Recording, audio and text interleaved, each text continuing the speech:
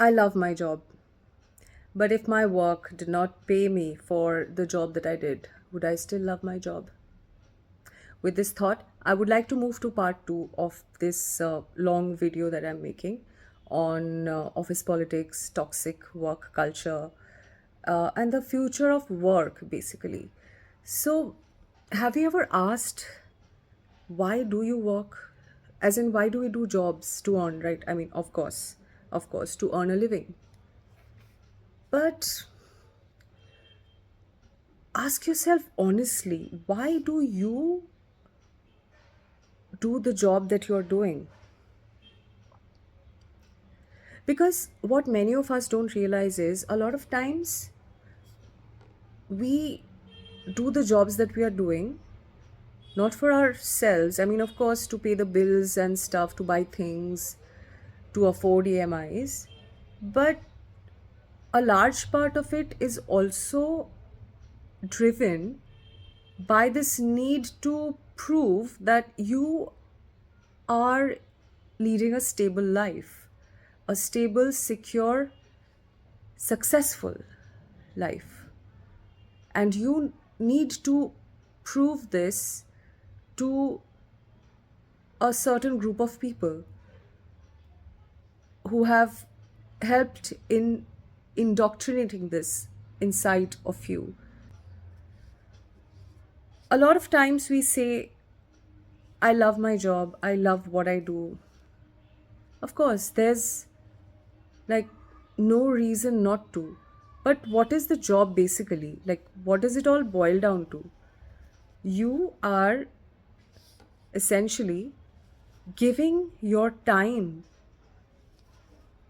to an organization which requires a certain set of work to be done or tasks to be completed in order to reach a particular objective, a particular business objective, whatever that might be for uh, organizations. Each organization has a different one. Along with the time that you are giving to this organization, the organization's industry requires people to have a certain skill set. So, say if you're like a software engineer, you will be hired by an organization which requires that skill to meet its business objective. And likewise, right? So, in that time that you're giving to this organization, you're required to bring in all the knowledge that you know, which you've probably studied or trained for, and put it to practical use. 8.5 hours a day, 5 days a week, like on a daily basis. I may be loving putting those skills to use. That is the part that I'm enjoying. But am I really loving this repetitive, task fulfilling process that we put ourselves through every single day for an entity which pays us, which in exchange gives us a certain value which determines our quality of life or level of living and the things that we are able to do, not able to do, aspire for, not aspire for. Some people can aspire for more. Some people cannot even think of aspiring for more because they are not in exchange given that value, that much, to be aspiring for those things. That's out of his pay grade, basically. You enter this building every day at the same time and you make your presence felt either by registering a body part or something by a mechanical process, and that's when your counter starts. The clock starts ticking, the counter starts ticking basically, and you know that there is a set of tasks that you need to do.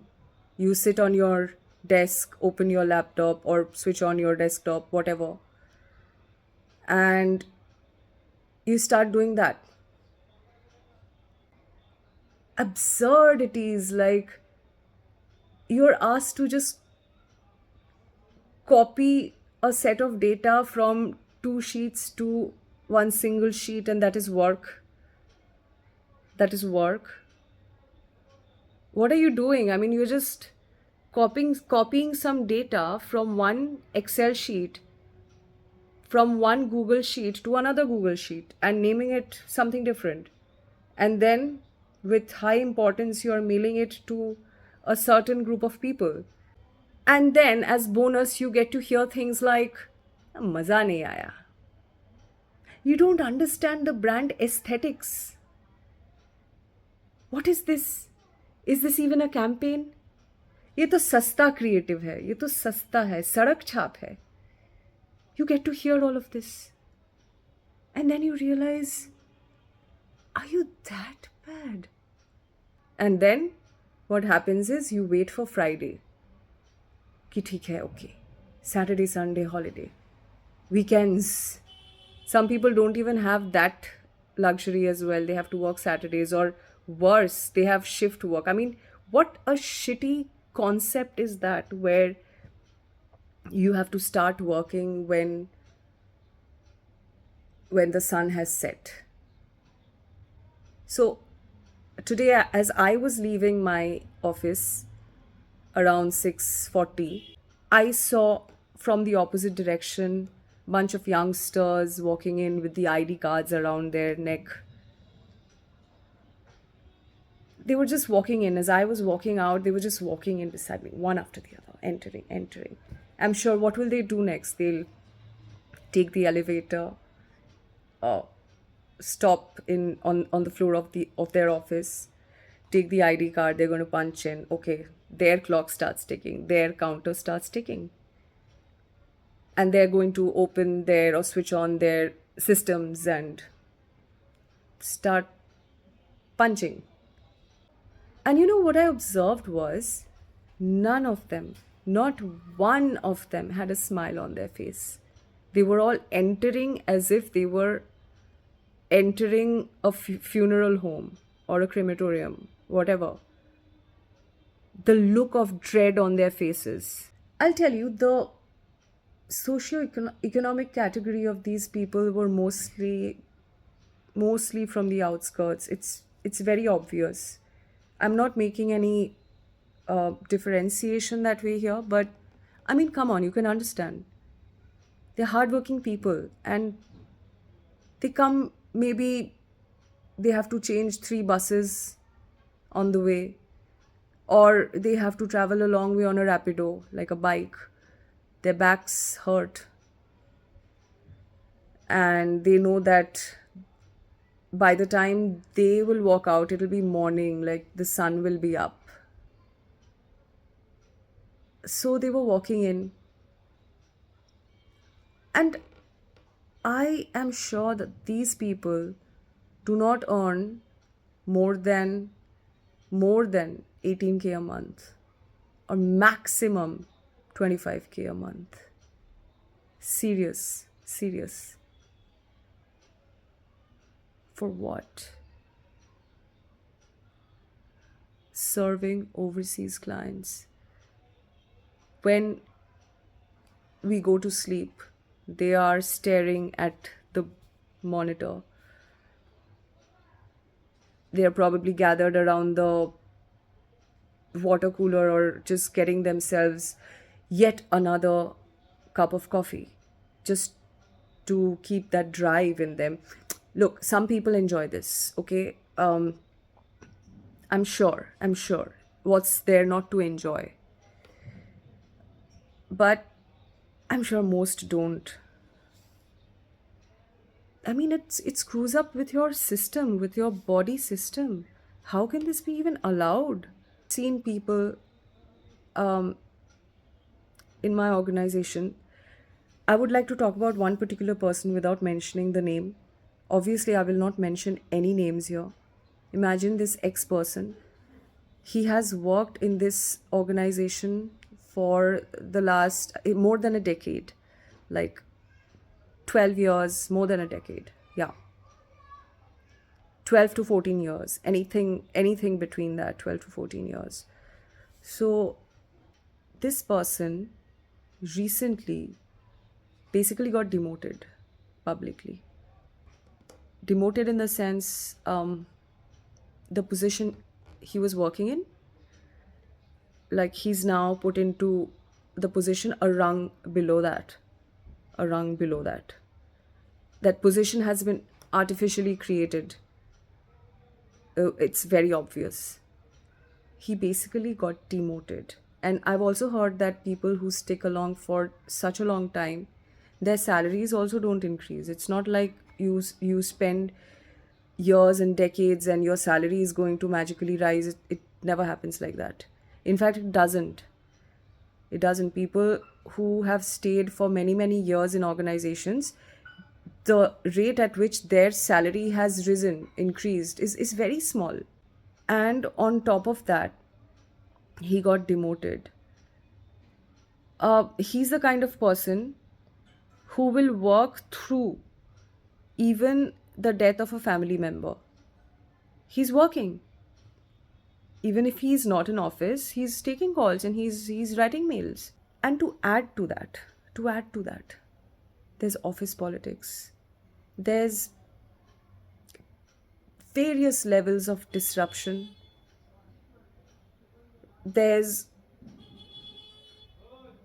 lack of constructive feedback. You're supposed to just be a psychic and understand what XYZ is thinking or how they want a certain work to be. You're just supposed to guess it, you know.